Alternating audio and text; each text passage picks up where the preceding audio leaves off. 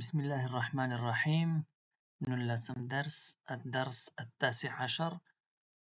أضرار التدخين. دا اتم صنف کتاب دی. نلسم درس دی د سیګریټ څکولو.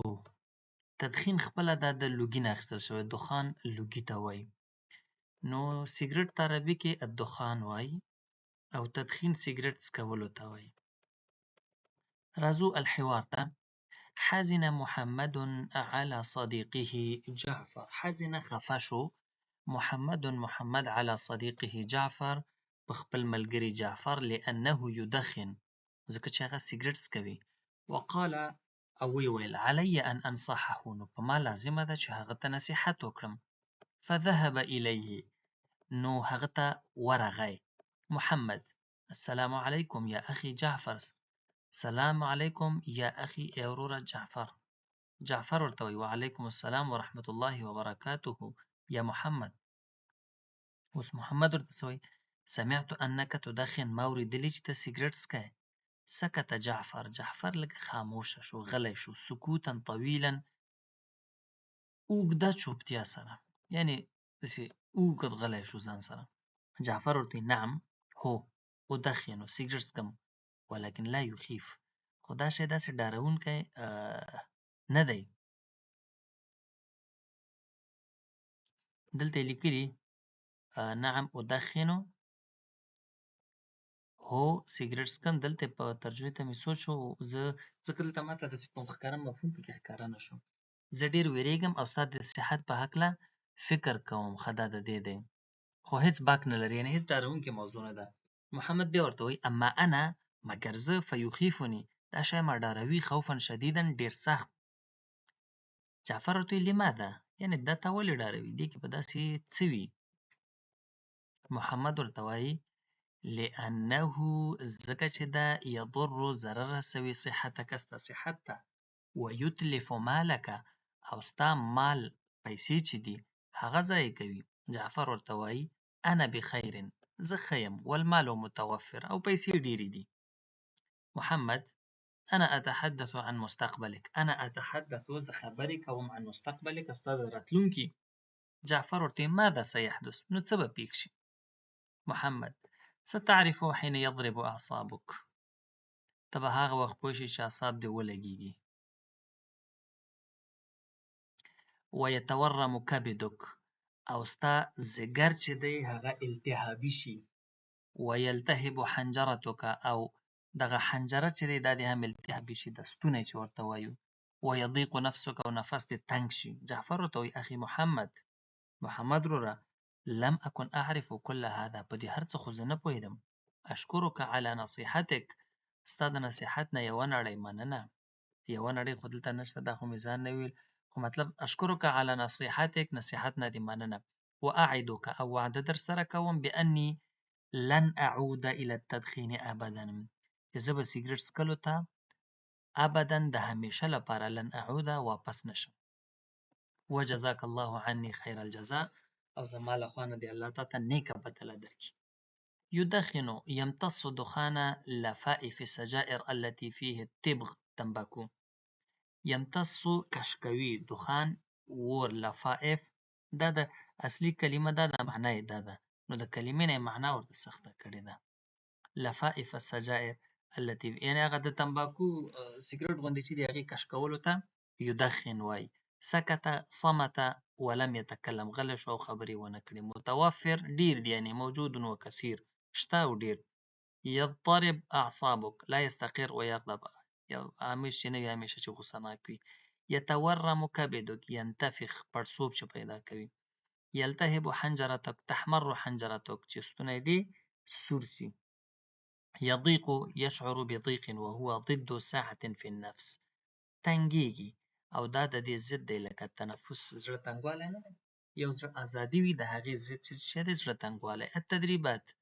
التدريب الأول أجب عن الأسئلة الآتية. لاندې سوالونه جواب کړئ. لماذا حزن محمد ولې خفه شو؟ لأن صديقه يدخن ځکه چې د هغه ملګری سیګریټ څکوي. ماذا قال محمد څه وویل؟ پاس لاړ شئ د درس کې وګورئ چې څه ویلي. کیف یضر التدخین بصاحبه. سیګرټ څنګه خپل خاوند ته ضرر رسوي؟ نو هلته یې ویلي چې یتورم قلب وغیره وغیره، هغه پاس شته دی، هغه به راواخلئ. لماذا یکون التدخین مخیفا؟ سیګرټ ولې ډارونکی دی؟ ځکه چې ډېر ضررونه لري، پس یې ذکر دي. التدریب الثاني، دوهم تمرین. رتب الكلمات الآتية لتكون جملا مفيدة. لاندې جملې منظمې کړئ. يدخن محمد أن سمع صديقه. سمع محمد أن صديقه يدخن. محمد واورېدل چې ملګری یې سیګرټ څکوي. أنا بخير، زه ښه یم، والمال متوفر، او پیسې ډېرې دي. طويلا جعفر سکوتا سکت. سکت جعفر سکوتا طويلا. جعفر داسې اوږده خاموشي غوره کړه او اوږد خاموشه شو. دریم تمرین. هات مرادف الكلمات الآتیه. د دې مرادف پیدا کړه. صدیق صدیق څه ورته ویلی شو؟ د دې مترادف څه دی؟ صدیق معنی هیر شو، څه به ووایو؟ صديق متوفر. تشعر تحس. أعود أرجع. متوفر كثير. صديق رانه هیر شو. صديق خیر ملګري ته وایي، که بیا را یاد شو زه به یې ووایم، کېدای شي پاس وي. التدريب الرابع. اقرأ الجمل التالية ولاحظ الكلمات التي تحتها خط المفعول المطلق. لاندې جملې ولوله او هغه کلمات چې لاندې خط دی هغه نوٹ کړئ. ما ته خو خط نه ښکاري، خو خیر. حزن محمد حزنا شديدا. محمد ډېر سخت خفګان تر سره کړ، یعنې ډېر سخت خفه شو. انصحه نصيحة. زه به هغه ته یو نصیحت وکړم. یخیفني خوفا شديدا. دا شی ما سخت ډاروي. ما ته خو دلته خط نه ښکاري، خو خیر که تاسو ته خط ښکاري یا ستاسو په کتابونو کې وي نو هغه المفعول المطلق دی، لکه د دې نه اخیستل شوی. حزن ګوره حزنا شديدا، یخیفني خوفا، انصحه یعنی سخت زه خفه شوم او سخت خفګان مې وکړ. دا سخت خفګان دی، دا مفعول مطلق دی. التدريب الخامس. عين المفعول المطلق في الجمل الآتية. لاندې جملې کې مفعول مطلق وښایئ. لعب الولد لعبا. لوبې وکړي ماشوم لوبې. دا لعبا، دا دوم لعبا چې دی دا مفعول مطلق دی. يشرب الطفل اللبن شربا. په څکلو سره پښتو کې داسې راځي ماشوم شوده څکي په څکلو سره. جرى خالد جريا.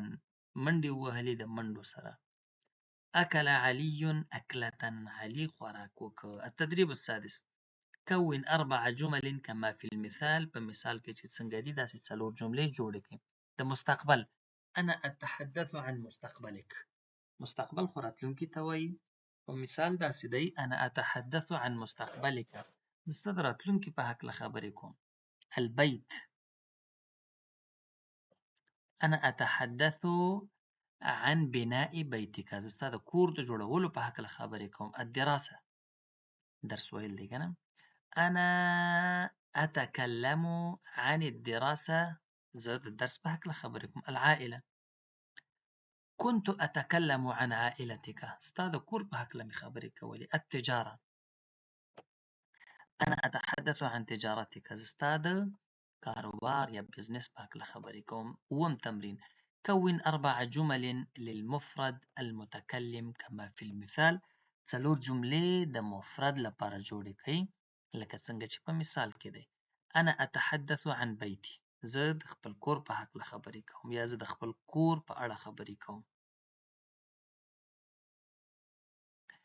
أنا أتحدث عن عائلتي. زه د خپل فامیل په اړه خبرې کوم. أنا أتحدث عن مكتبي. زه د خپل دفتر، مکتب عربي کې دفتر ته وایي، په اړه خبرې کوم. أنا أتكلم عن هوايتي. زه د خپل هوايه هغه څه وي څوک چې لکه انګلیش کې ورته هابي وي د هغې په هکله خبرې کوم.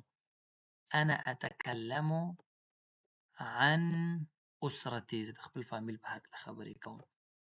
اتم تمرین. الذخیرة اللغویه. الخمر شرابو ته وایي. علاج دی. سرطان سرطان دی. الوقایه ساتل، حشیش، چرس، سکران نشه، الادمان اعتیاد چې پښتو کې ورته وایي لکه پوډریان معتاد شوي وي کنه الادمان یعنی مغمى علیه څوک چې هغه شوي وي څه ورته وایي بېهوشه شوي وي. الواجب المنزلي اجب عن الاسئلة الآتية في كراستك. دغه لاندې 3 سوالونه په خپله کتابچه کې جواب کوي. هل التدخين ضار بالصحة؟ آیا نشه سیګرټ څکول صحت ته ضرر رسوي؟ ماذا يحدث للمدخن؟ څوک چې سیګرټ څکي هغه ته څه رسیږي؟ ما هو سبب تورم الكبد؟ د ځیګر د پړسېدلو سبب یا وجه څه ده؟